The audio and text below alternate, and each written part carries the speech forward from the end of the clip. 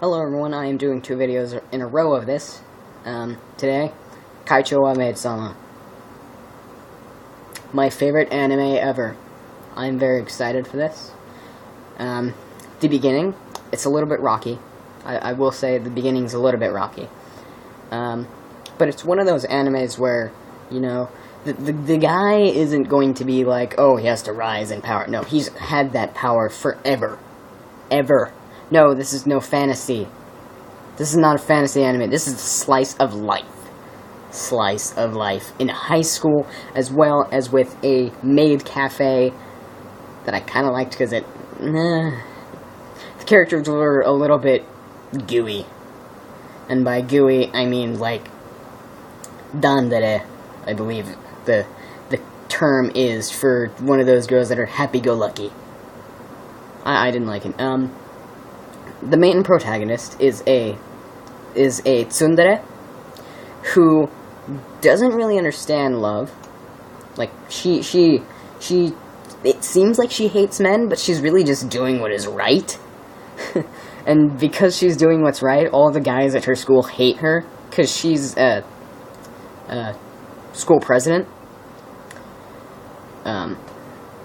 And because she's school president, she guards the hallways, does all kinds of different things, and all the guys, it usually leads with the guys being screwed over, because guys, right?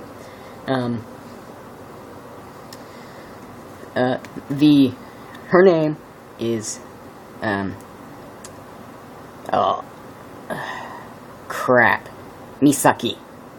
Misaki. She is beautiful, character-wise. She's obviously not going to be the prettiest. But she's very much up there as one of the most likable characters. Usui, you will learn, he can be a little bit of a dick, but he has a reason for being a dick. Like, they give him reasons for, like, hey, I'm an asshole, but, like, he's like, hey, I'm an asshole, but hey, I have reasons for that. I mentioned in the Vampire Knight video that there are times where I hate it when new characters are introduced. This is one of those animes. Misaki Usui, the guy protagonist, who's like all badass and shit. Misaki and Usui are getting really close. Like, really close. And then all of a sudden, this fat... Well, he's not really fat. He used to be fat. He is a gluttonous pig. The reason I say gluttonous pig is because that's exactly what he is. He eats so much. His entire job is just to eat everything. What he does is that he kind of pops up out of nowhere. And is like, hey, I did a lot of hard work at my grandfather's boot camp or some crap. So, Misaki obviously should love me, right? Right? No. No. Usui and this kid, I forget his name, and I'm glad that I forget his name because he is... He's a 5-year-old. He has the love capacity of a 5-year-old. He, like, dedicated himself to a girl that wasn't even his to begin with, and he's claiming that she is. Which I hate. But I'm still happy with the ending. I am elated with the ending, because this kid doesn't interfere whatsoever.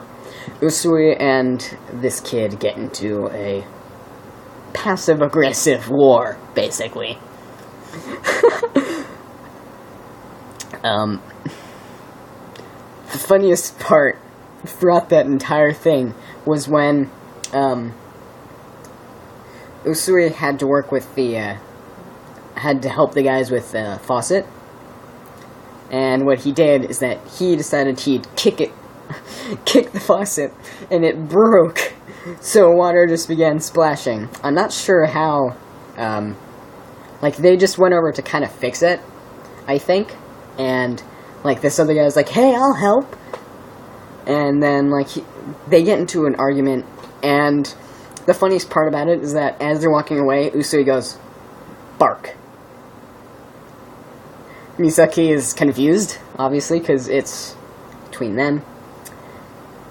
And Misaki is like, why did you just bark? He's like, I don't know, I just felt like barking. And this kid, he realizes that's a challenge, and he makes the most pitiful bark. Because he was crying because he realized that Misaki was completely fallen for Usui. And he's still not going to give up for whatever reason. The ending, like after the ending, like the true ending, I don't like it. Because it just makes everything go back to normal, even after all that they did during the festival. At the very end, there's a festival that goes on. And one of the things was like a lovers tournament or something, where couples would go in and they'd do multiple tasks, and the best couple would get like exclusive seats for fireworks show and the bonfire, multiple wonderful things. And they join, like, Usui is like, hey, we should try that, because they meet up with each other and like, hey, here's some food. All those girls just gave me a bunch of food. She's like, why? You're just gonna give it to me? You're not gonna consider their feelings? Nah, I don't care. He doesn't care about any other girl except for Misaki. So they win, obviously. They had a time where they had to pop a balloon just by using each other, by holding each other real tight. They had to feed each other ramen, which was hilarious, because Usui was being a total dick. He's like, hey, you want to eat some food? And he was like, alright, I'll take a bite. And he's like, nope, you're not allowed to have any food, nope, come on, you can do it, you can do it, get the food. He was being a total dick, and I loved it. And the whole thing was that the person being fed could not use their hands at all. The person that was feeding them was able to use one hand and had to hold them with the other, which was hilarious. So by the end of it, they win, and they're inside of this little cubby, sort of, this small room, and Misaki's just, her heart is pounding. Usui is feeling the tension and is just like, you know what, I'm doing it, I gotta do it right now. So she starts to like break down in tears, like, why do I feel this way towards you? Because, like, you're a total asshole, but I love you so much. And Usui is like, you want to know the reason why I'm such a douche? It's because I love seeing the reactions that you get. You're different from every other girl, and that's what I love most. And that's what I run by, you know? That's what I run by with the girls that I love. They're different. They're really different. You can't find a girl like the girl that I like right now. If you're watching this, you know who you are. You can't find a girl that way. You can't find a girl that is different every day. You aren't going to find a girl like that. Usually they're all going to have the same tropes. Like real life tropes. You have the bitchy, slutty chick. You have the chick that's like, I'll have sex with anyone. You'll have the one that like kind of seems cool, but they're still the same as everyone else.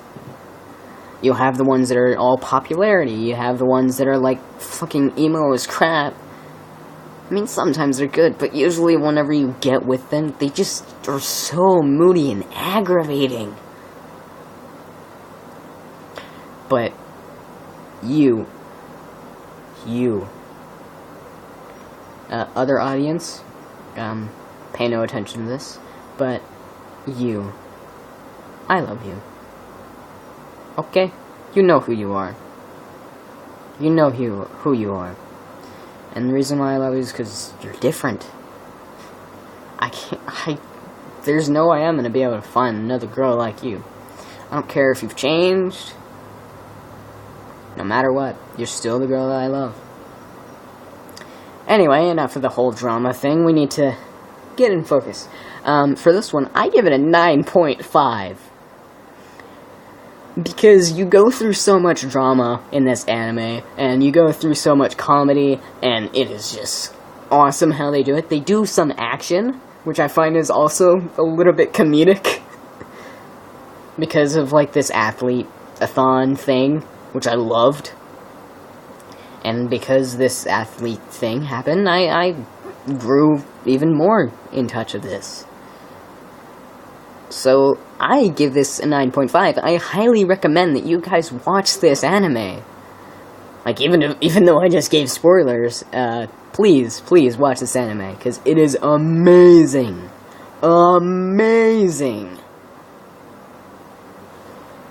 Anyway, enough of me, fangasming. If you guys enjoyed, please check out some of my other videos. You might be able to relate, or you might be able to fight me. Fight me on other affairs, or share whatever ratings you give for other anime that I do. If you have any suggestions, I am entirely open to them, because I'm starting to run out of anime that I can look to.